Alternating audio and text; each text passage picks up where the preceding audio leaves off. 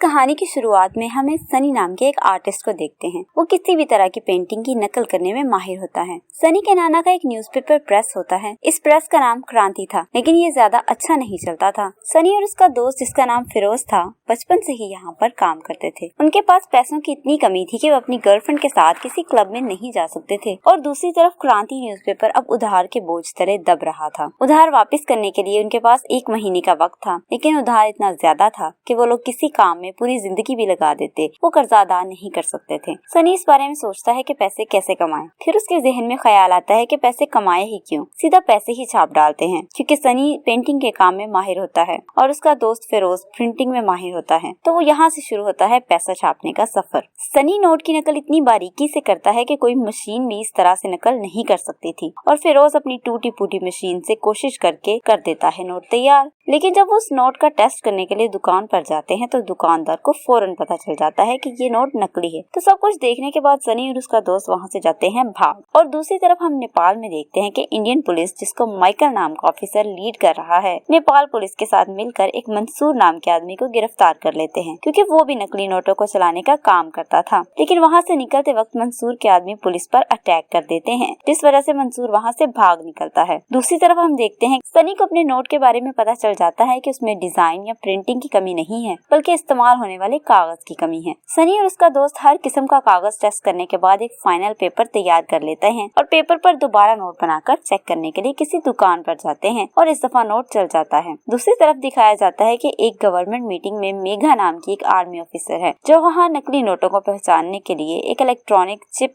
CT600 के बारे में बता रही थी। लेकिन कोई भी इसकी बात पर गौर नहीं करता, सिवाय उस ऑफिसर माइकल के, जो वहाँ अपने लिए एक स्पेशल टीम मांगने आया होता है, जो उसके साथ नकली नोटों के कारोबार खत्म करने में मदद करेगी। दूसरी तरफ दिखाया जाता है कि फिरोज और सनी अपने नकली नोट लेकर एक डीलर के पास आते हैं, जो उन्हें 2 करोड़ नोट बनाने का ऑर्डर देता है। वो लोग ये ऑर्डर ले तो लेते हैं, लेकिन अब सवाल ये था कि वो इस ऑर्डर को पूरा कैसे करेंगे। फिर वो लोग दोबारा उस आदमी के पास जाते हैं जिसका पहले भी कर्जा देना होता है। वो लोग दोबारा उससे उधार मांगते हैं, लेकिन इस दफा वो लोग सारा कर्जा 2 महीने में वापस करने का कहते हैं, तो उन्हें दोबारा कर्जा मिल जाता है। फिर सनी अपने चचा यासिर को भी अपने साथ जोड़ लेता है और उनकी असली क्रांति प्रेस छापती है नकली नोट। उसके बाद वो लोग अपना ऑर्डर भी पूरा कर देते हैं और कर्जा भी वापस कर देते हैं। इसी चीज की खुशी में सनी अपनी गर्लफ्रेंड को किसी महंगे होटल में डिनर पर ले जाता है, और वहाँ पर भी वो इन्हीं नकली नोटों का इस्तेमाल करने लगता है। उसे इस बात का बिल्कुल नहीं पता होता कि उस वक्त उस होटल में वो आर्मी ऑफिसर मेघा भी आई होती है, और उसके हाथ ये नोट लग जाता है। वो हाथ लगाते ही ये नोट पहचान लेती है। दूसरी तरफ दिखाया जाता है कि माइकल को स्पेशल टीम बनाने की इजाजत मिल जाती है, जिसमें वो मेघा को भी शामिल कर लेते हैं। फिर सनी और फिरोज को एक बहुत बड़ा ऑर्डर मिलता है, लेकिन इस ऑर्डर को पूरा करने के लिए उनको वो स्पेशल पेपर की जरूरत होती है। वो लोग एक बूढ़े आदमी के नाम पर एक कंपनी बना लेते हैं और पेपर कंपनी से पेपर एक्सपोर्ट करवाते हैं। दूसरी तरफ मेघा टीम में शामिल तो हो चुकी थी, लेकिन वहाँ उसे कोई काम नहीं नजर आ रहा था। होटल से पकड़े नोट को बनाने के पीछे उसको प्रिंटिंग प्रेस की मशीनों पर शक था। जब वो माइकल को प्रेस की तलाशी के लिए कहती है तो माइकल साफ इनकार कर देता है, क्योंकि वो कहता है कि उनका ध्यान अभी मंसूर को पकड़ने पर है। लेकिन मेघा उसकी कोई बात नहीं मानती और उसके दराज से उसकी स्टैम्प चोरी करती है। वो पुलिस वाले को लेकर खुद प्रिंटिंग प्रेस की तलाश के लिए निकल जाती है और वो क्रांति न्यूज़पेपर प्रेस पर पहुंच जाती है, जहां अंदर फिरोज, सनी और उसके चचा नोट छाप रहे थे। वो लोग पुलिस को बाहर देखकर डर जाते हैं और जल्दी जल्दी से सब कुछ छुपाने लगते हैं। यासिर चचा जितना हो सके उतनी देर पुलिस को बाहर रोक कर रखते हैं, लेकिन उससे पहले मेघा अंदर जाकर तलाशी कर पाए उसे माइकल को फोन आ जाता है और उसे उसकी हरकत का पता चल जाता है। फिर पुलिस वहाँ से चली जाती है। इस वजह से सनी और फिरोज भी बच जाते हैं। इस वाकये के बाद सनी के चचा बहुत डर जाते हैं और सब कुछ सनी के नाना को बता देते हैं, और उसके नाना फिरोज और सनी को धक्के मारकर प्रेस से निकाल देते हैं। कुछ दिनों बाद सरकार मेघा की इस मशीन को धन रक्षण के नाम से पूरे मुल्क में पहुँचा देती है। इस वजह से उन्हें बहुत बड़ी कामयाबी मिलती है, क्योंकि हर तरफ नकली नोट पकड़े जाने लगे थे। और दूसरी तरफ सनी को खबर मिलती है कि इसके नाना खो गए हैं, और काफी ढूंढने के बाद भी वो नहीं मिले। सनी और उसका दोस्त उनकी तलाश करने पुलिस स्टेशन जाते हैं, लेकिन सनी वहाँ उनसे बदतमीजी कर लेता है, जिसकी वजह से वो लोग उल्टा सनी को ही जेल में डाल देते हैं। फिर उनको जेल से निकलने के बाद पता चलता है कि उनके नाना को भूलने की बीमारी हो चुकी है, और वो आहिस्ता आहिस्ता सब कुछ भूल रहे थे। वो ये भी भूल चुके थे कि उन्होंने सनी को प्रेस से बाहर निकाल दिया था। सनी अपने नाना के लिए अपनी नकली नोटों का काम बंद कर देता है, और ये काम ज्यादा चलने वाला नहीं था, क्योंकि हर जगह नकली नोट पकड़े जाने की वजह से मंसूर बहुत परेशान होता है। लेकिन उसे सनी के नोट के बारे में पता चल जाता है कि उसका नोट मशीन भी नहीं पकड़ पा रही। मंसूर सनी और फिरोज दोनों को अगवा कर लेता है और सनी को अपने लिए काम करने के लिए कहता है। पहले तो सनी इस काम के लिए मना कर देता है, फिर मंसूर उसे किसी न किसी तरह आमादा कर लेता है। फिर सनी मंसूर के लिए 2000 का नोट डिजाइन करता है, जिसके बदले मंसूर उसके नाना का इलाज करवाएगा। और दूसरी तरफ माइकल को मंसूर के खास आदमी के बारे में पता चलता है, जिसका नाम बिलाल होता है, जो नए 2000 के नोटों को बांग्लादेश से इंडिया पहुंचाने आया था।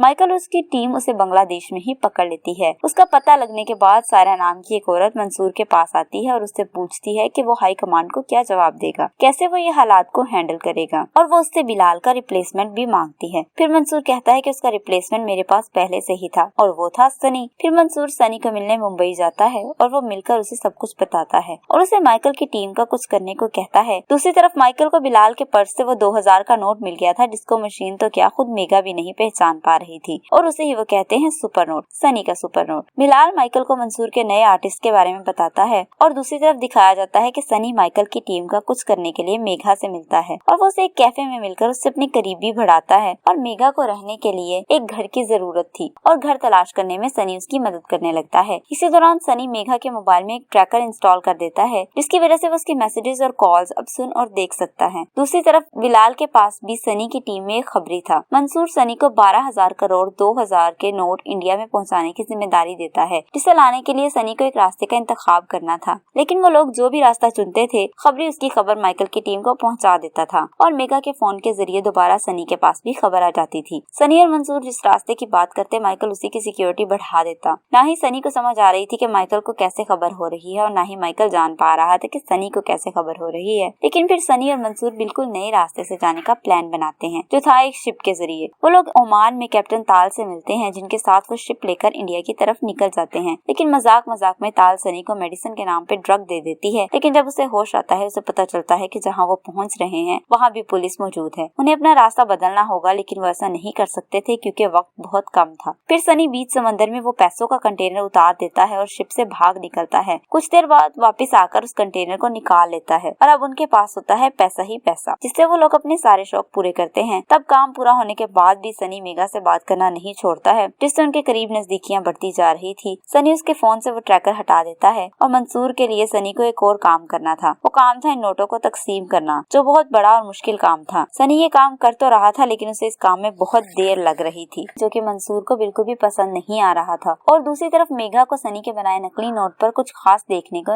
एक एस का निशान मिल जाता है और ये निशान उस नोट पर भी होता है जो मेघा को होटल में मिला। उससे उनको पता चल जाता है कि दोनों का आर्टिस्ट एक ही है। वो लोग उसे पकड़ने के लिए प्लान करने लगते हैं, जिसमें वो उसी पुराने डीलर की मदद से उसे एक ऑर्डर देकर बुलाते हैं। फिर रोज और सनी ऑर्डर लेकर वहाँ पहुँचते हैं, लेकिन जब सनी मेघा को देखता है तो वहाँ से भाग जाता है। पुलिस ऑफिसर माइकल उनके चेहरे देख लेता है। पुलिस उनकी गाड़ी के पीछे लग जाती है और उनसे पीछा छुड़ाने के लिए वो लोग बीच रास्ते में 2-2 हजार के नोट फेंकना शुरू कर देते हैं, जिसकी वजह से लोग नोट पकड़ने लगते हैं और ट्रैफिक जाम हो जाती है। इसी वजह से वो वहाँ से भाग निकलने में कामयाब हो जाते हैं। उन नोटों की खबर हर तरफ फैल जाती है। मंसूर का नाम मीडिया पर आ जाता है, जिसकी वजह से उसे हाई कमांड की तरफ से धमकियां मिलना शुरू हो जाती हैं। मंसूर सनी और फिरोज को मारने का ऑर्डर दे देता है। ये काम करने के लिए मंसूर के आदमी उनको कुछ बताए बगैर एक जगह ले जाते हैं और उनके सर पर बंदूक तान देते हैं। लेकिन इससे पहले वो कुछ कर पाते, सनी के दोस्त वहाँ आकर उसे बचा लेते हैं। वहाँ से निकलने के बाद सनी को पता चलता है कि क्रांति न्यूज़पेपर प्रेस में आग लगने की वजह से उसके नाना की मौत हो चुकी है और वो उसी चीज का बदला लेने के लिए उस जगह जाता है जहाँ वो 2000 के नोट रखे थे।